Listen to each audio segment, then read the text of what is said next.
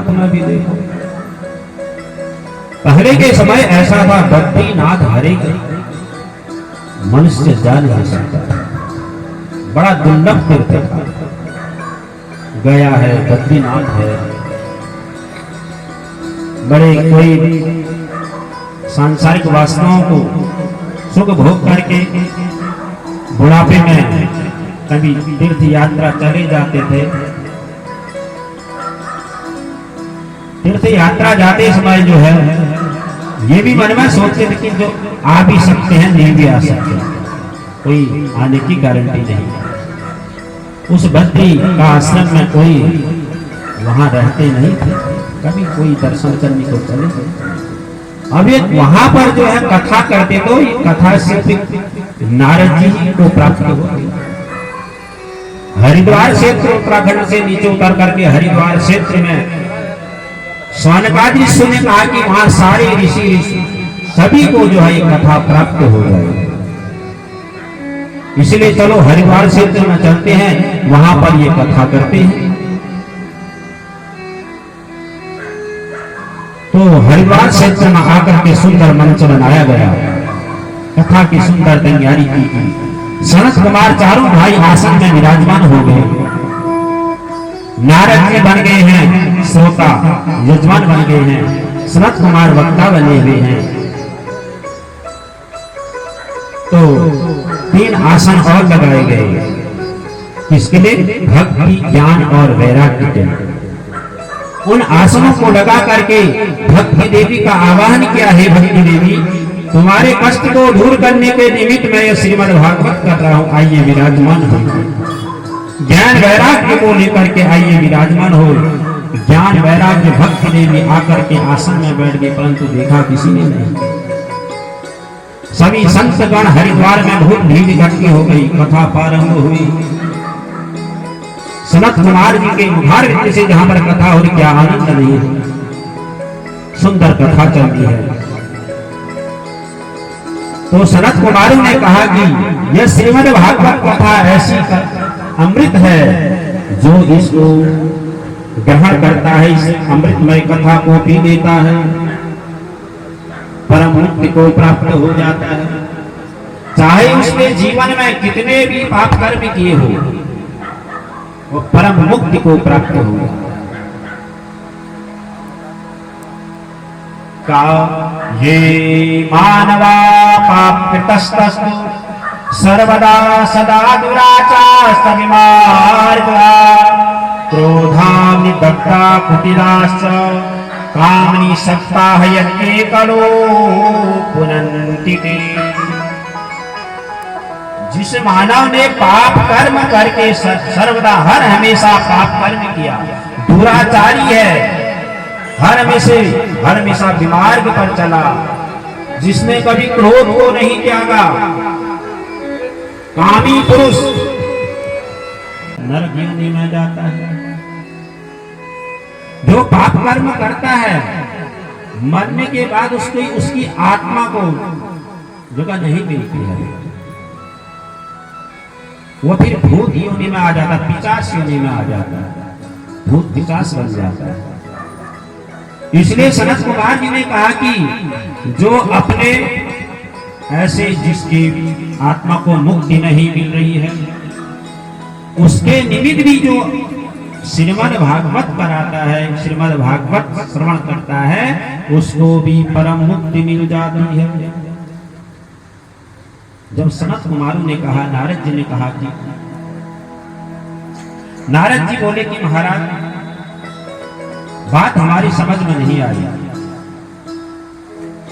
क्योंकि जीवन पर्यंत पाप कर्म करने के बाद व्यक्ति मरने के बाद प्रेत बन जाता है, भूत बन जाता है, उसको भी भागवत कथा श्रवण कराने पर वह भी मोक्ष को प्राप्त हो जाता। ये तो बड़ी आश्चर्य की बात है। तो नारद जी को सनत कुमार ने बड़ा सुंदर कथा सुनाई।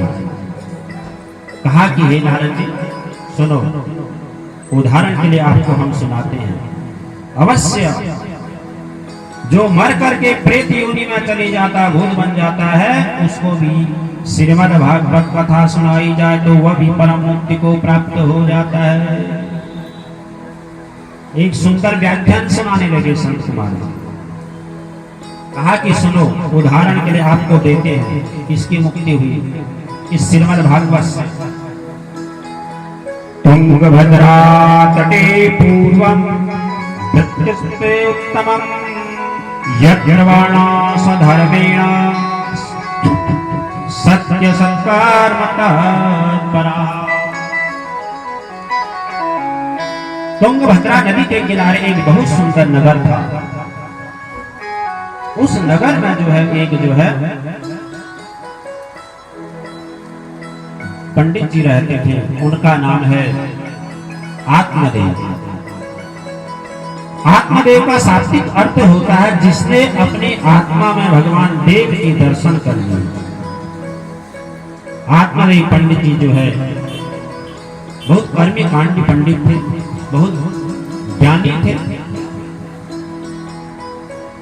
कर्मकांड के बहुत विद्वान थे।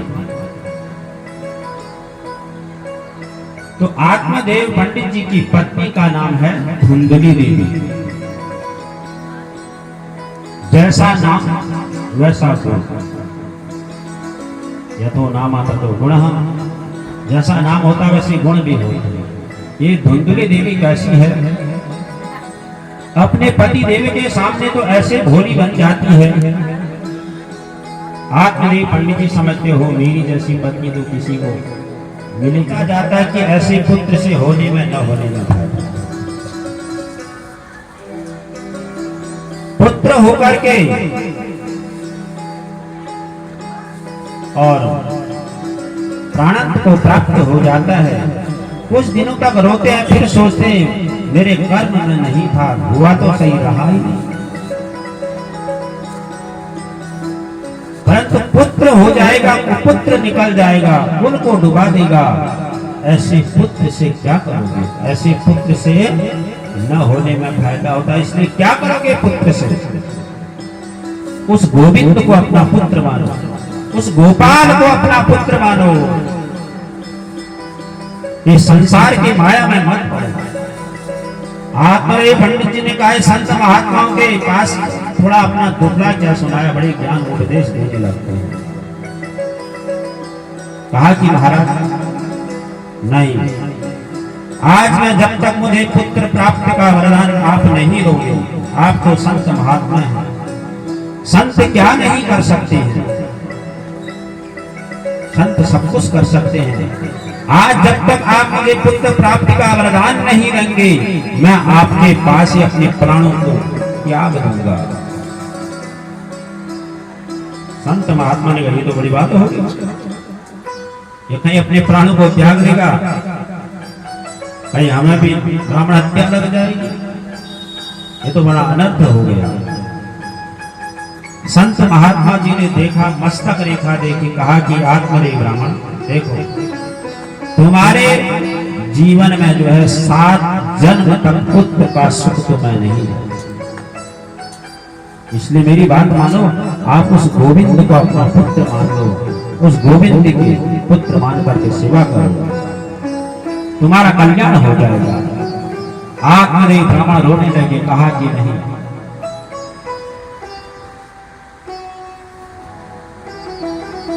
रोने लगे। तब संत महात्मा जी ने कहा ठीक है, आपको पुत्र की कामना ही है।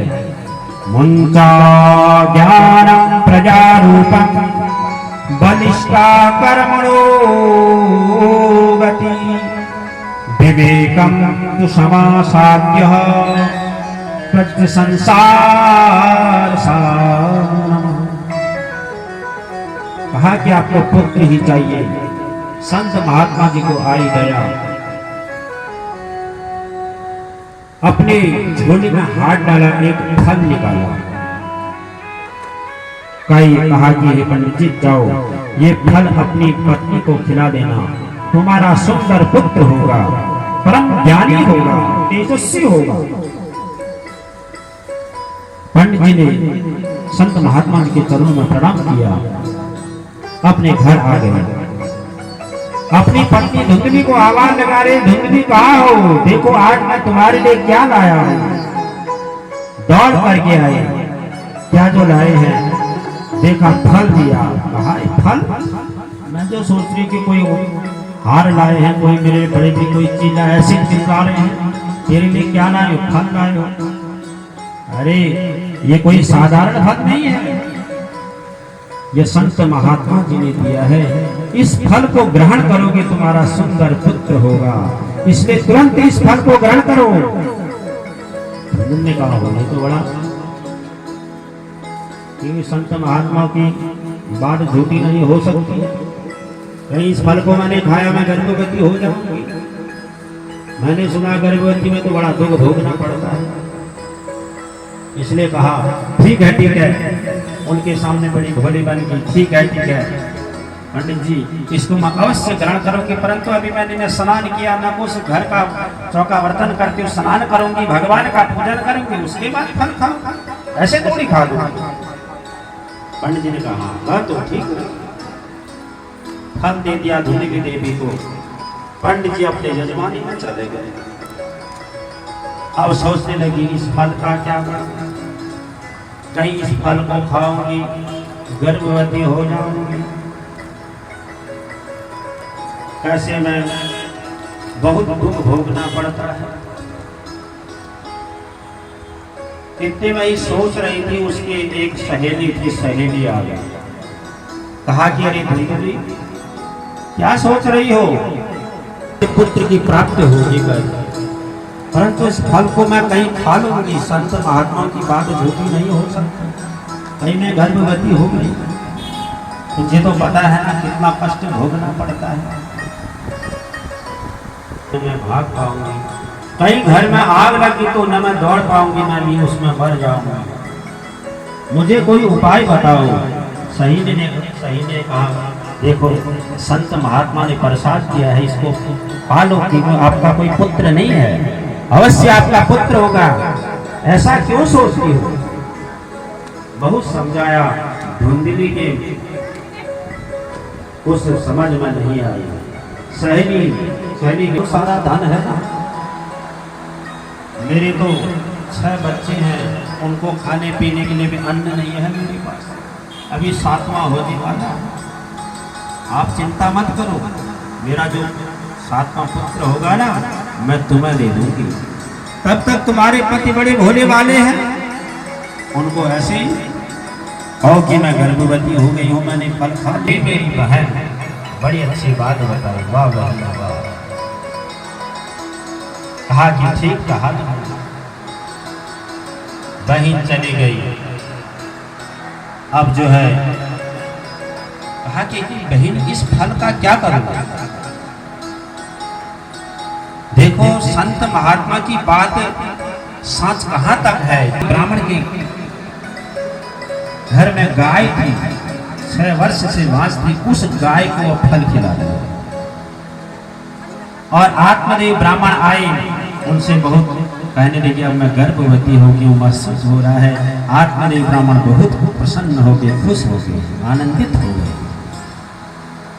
समय निकलता गया, जैसे आत्मदेव ब्राह्मण तो जजमानी में गए हुए थे, उसकी कुछ महीनों बाद जो है 9 महीनों बाद उसकी बहन का पुत्र हुआ, तुरंत ला करके धुंधली देवी को दे दिया। आत्मदेव ब्राह्मण जैसे घर में पहुंचे, धुंधली बोली अरे देखो आज तुम्हारा पुत्र हुआ है। ओहो, आत्मदेव ब्राह्मण बहुत खुश हो गए, आनंदित हो गए, हे प्रभु धन्य है, आज मेरा पुत्र हो गया, बहुत खुश हो गए। इतने में क्या हुआ, 3 महीने हुए थे, उस गाय से भी एक पुत्र हो गया, जिस गाय को फल खिलाया था। वह गाय का जो पुत्र हुआ कैसा था, कान उसके गाय की तरह थे और सुंदर शरीर है, परंतु कान गाय की तरह, गाय के जैसे कान। उसका नाम आत्मदेव ब्राह्मण ने क्या रख दिया, गोकर्ण। बोले गोकर्ण महाराज की। मांस के टुकड़े पड़े हुए हैं, मदिरा के बोतल पड़े हुए हैं। कहा कि इस धुंधकारी ने मेरा एक स्वर्ग जैसा घर आज मेरा नरक बना दिया है। रोने लगे। देखो एक दिन वो आत्मदेव ब्राह्मण पुत्र के लिए रो रहे थे। आज क्यों रो रहे हैं? ऐसा पुत्र क्यों हुआ होगा? ऐसे पुत्र होने से न होने का फायदा। ऐसे कुपुत्र से क्या करेंगे? रोने लगे। अब मुझे क्या करना चाहिए? इस घर में नहीं रह सकता हूं। रो रहे थे, रात में बैठे बैठे रो रहे थे। इतने में ही गोकर्ण महाराज जी की नजर पड़ गई आत्मदेव अपने पिता की। देखा, अपने पिता के पास आए, कहा कि पिताजी आप क्यों रो रहे हो?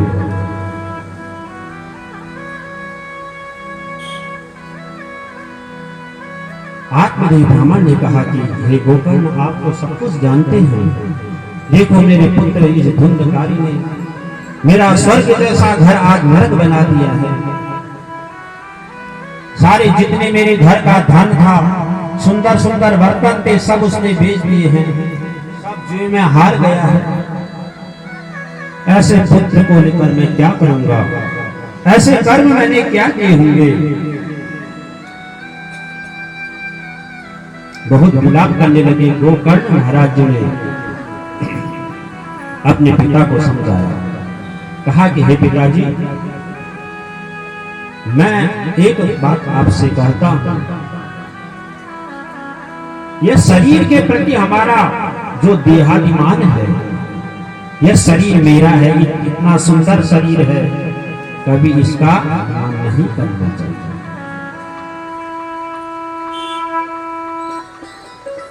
यह शरीर हमारा नहीं है। देखो यह शरीर हमारा होता ना, जब हमारी आंख चली जाती है, उस आंख को हम क्यों नहीं बचा पाते हैं? जब हमारे कान चले जाते, सुनाई नहीं देता, इन कानों को हम क्यों नहीं बचा पाते हैं? पैर टूट जाता, उस पैर को टूटने से क्यों नहीं बचा पाते हैं? यह शरीर जब अंत में छूट जाता है, इस शरीर को उस समय छूटने से क्यों नहीं बचा पाते? पिताजी, ये संसार में आकर भगवान की भक्ति के सिवाय कुछ नहीं है। मानव शरीर मिला है भगवान का भजन करने के लिए, भगवान की कथाओं को श्रवण। ब्राह्मण जी को आत्मदेव ब्राह्मण जी समझ गए। कहा कि पुत्र, अब मैं यहाँ नहीं रह सकता हूँ, वन में जाकर गोविंद का भजन करता हूँ। वन में चले गए, गोविंद का भजन करने लगे। धुंधकारी ने कहा बहुत अच्छा हो गया। रोज बहुत लड़ाई झगड़ा करते थे, अब घर से ही निकल गया। लगा, निकालो खजाना कहाँ है, धन जितना है। कहा कि जितना था तुझे दे दिया, कहाँ से तू? अपनी माँ को मानने लगा। एक दिन धुंधली ने भी ऐसी व्याकुल हो गई उस पुत्र के विरह में, कुएं में कूद करके अपने प्राणों को त्याग दिया। सोचने लगा चलो माँ भी चलेगी, अब तो मेरा राज्य रहेगा। गोकर्ण महाराज जी तो परम ज्ञानी थे। कहा कि ऐसे घर में रहकर क्या करें? तीर्थ को चले गए गोकर्ण महाराज, तीर्थ सेवा को चले गए। अब ये धुंधकारी अपने ही घर में रहकर वैश्याओं को ला करके अपने घर में रख दिए। 5 वैश्याओं को ला करके अपने घर में रखा। चोरी डकैती करता है, पकड़ा जाएगा। इसके चक्कर में हम भी पकड़े जाएंगे, हमारी भी दुर्गति हो जाएगी। इसलिए हम ऐसा उपाय करते हैं कि आज ये रात में इसको मार देते हैं।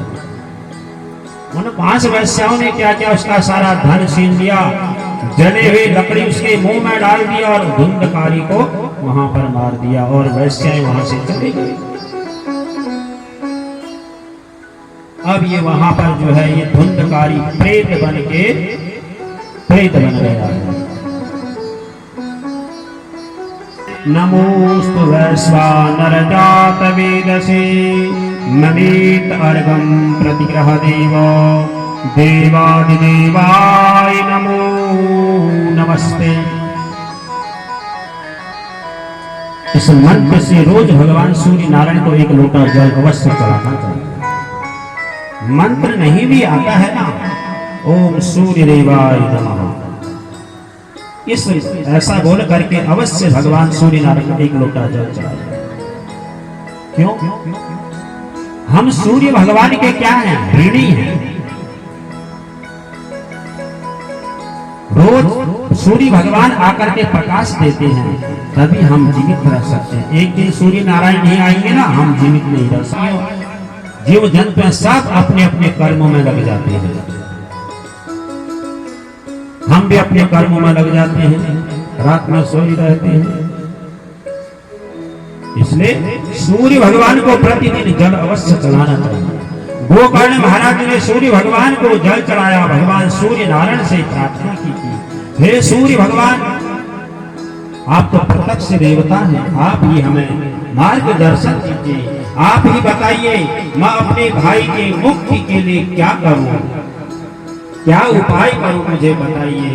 उस समय आकाशवाणी सूर्य भगवान ने कहा कि हे गोकर्ण महाराज जी, अपने भाई को मुक्ति देना चाहते हो, धुंधकारी को मुक्ति देना चाहते हो, उसको श्रीमद् भागवत कथा अमृत पान पिलाओ, तभी उसको मुक्ति मिल सकती है। श्रीमद् भागवत कथा का पान कराओ, तभी मुक्ति उसको प्राप्त हो सकती है। कथा का सुंदर पंडाल बनाया गया। अब कथा कौन कर रहे हैं? गोकर्ण महाराज जी कथा कर रहे हैं। सभी श्रोता गण हैं, कथा सुन रहे हैं। जैसे प्रथम दिन की कथा हुई, उस धुंधकारी का आवाहन किया कि हे धुंधकारी, आओ मैं तुम्हारे निमित्त श्रीमद् भागवत कथा ज्ञान यज्ञ कर रहा हूं, इस कथा का श्रवण करो, जिससे तुम्हें परम मुक्ति मिल जाए। अभी धुंधकारी क्या है? प्रेत है। प्रेत क्या है? एक हवा है, वो एक जगह बैठ रही। क्या था? उसी व्यास मंच के सामने जो है एक सप्त ग्रंथी बांस की झाड़ी थी, उसमें सप्त ग्रंथी बांस का डंडा था। वो धुंधकारी जो है उस सबसे ऊपर उस बांस के डंडे में बैठ गया, क्योंकि बांस के अंदर हवा नहीं जा सकती। सूक्ष्म रूप धारण करके उस बांस के छिद्र में बैठ गया, वहां से सुंदर कथा श्रवण करने लगा। प्रथम दिन की कथा हुई, प्रथम ग्रंथि फट गई।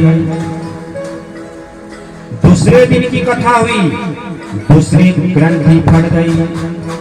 तीसरे दिन की कथा हुई, तीसरी ग्रंथि फट गई।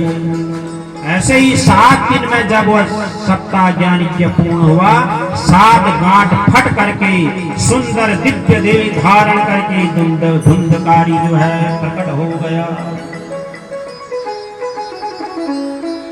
कहा कि रे भ्राता गोकर्ण महाराज, आपने मुझे श्रीमद् भागवत सप्ताह ज्ञान यज्ञ की कथा अमृत पिला करके मुझे परम मुक्ति को प्राप्त करा दिया है। सुंदर देवताओं विमान लेकर के वहां पर आ गई धुंधकारी को ले जाने के लिए। कहा कि धुंधकारी बैठो इस विमान में, तुमको हम लेने के लिए आए हैं, चलो स्वर्ग हमारे साथ चलो, तुम्हें मुक्ति प्राप्त हो गई। गोकर्ण महाराज जी ने कहा रुको, कहाँ ले जा रहे हो धुंधकारी को? कहा कि महाराज इसने अमृत भागवत कथा श्रवण करके अमृत पी लिया है, इसको मुक्ति मिल गई है, इसको हम ले जा रहे हैं। गोकर्ण महाराज जी ने कहा कि कथा तो सबने सुनी है, सबने अमृत पिया है, इसी धुंधकारी को क्यों ले जा रहे हैं?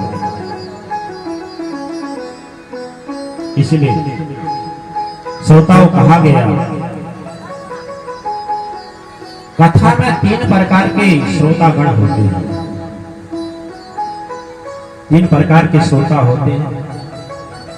एक होते हैं श्रोता। श्रोता जो है बड़े भाव से मनचित लगा करके कथा को श्रवण करते हैं और उस कथा का श्रवण करते उसका पालन भी करते हैं, उनको कहते हैं श्रोता। दूसरा सरोता। कहा कि चलो कथा हो रही है, हम भी हो आते हैं, उस पाप हमारे भी कट जाए। कथा में आए, मंचित कथा में लगाया नहीं, आपस में बातें करने लगे, असौ को सौ पूछने लगे। हाँ? अरे दीदी भल रचा नहीं ठीक सन, आजकल भाव दिनन में देखना सा ये बातें करते रहना। कथा में कभी फालतू बातें करनी ही नहीं चाहिए। जो कथा में बैठ करके कचकच करते हैं, बातें करते हैं, उनको कहा गया सरोता। सरोता किसको कहते हैं? सुपारी को जो काटता है उसको कहते हैं सरोता। तीसरा कौन है? सोता। कहा कि चलो कथा हो रही, हम भी हो आते हैं। कथा में आए, मंचिल लगाया नहीं, खर्राटे भरने लग गए, नींद निकालने लगे। एक बार है कथा में नींद बड़ी अच्छी आती है, जो दो दो गोली खाकर भी नींद नहीं आती ना कथा में। निद्रारूपे संस्थिता नमस्तस्यै नमस्तस्यै नमस्तस्यै नमो नमः। देवी का एक रूप निद्रा देवी है जो डिस्टर्ब करती है। इसलिए बीच बीच में कथा में कहा गया अवश्य भजन कीर्तन भी होने चाहिए, जिससे कि नींद की झपकी भी आ रही दूर हो जाए। इसलिए उसको कहते हैं श्रोता। श्रोता, सरोता, श्रोता। अब हमें तो यहाँ पर लगता है कि आप सभी लोग श्रोता बनकर ही कथा श्रवण कर रहे हैं। तो कहा कि उन देवता के गणों ने कहा कि हे गोकर्ण महाराज, इस धुंधकारी में श्रोता बनकर के कथा श्रवण की है, एक एक शब्द अपने मन में उतार करके अमृत पिया है, इसलिए मुक्ति का अधिकारी हो गया है। अब इसको हम अपने साथ ले जाते हैं। इसलिए जो इस अमृत को पी लेता है, पुनर्ति जननम पुनर्ति मरणम पुनर्ति जननी जठरे शयनम, इस चक्कर में फिर नहीं रहता, पर मुक्ति को प्राप्त होगा, परम कल्याण को प्राप्त हो जाता है।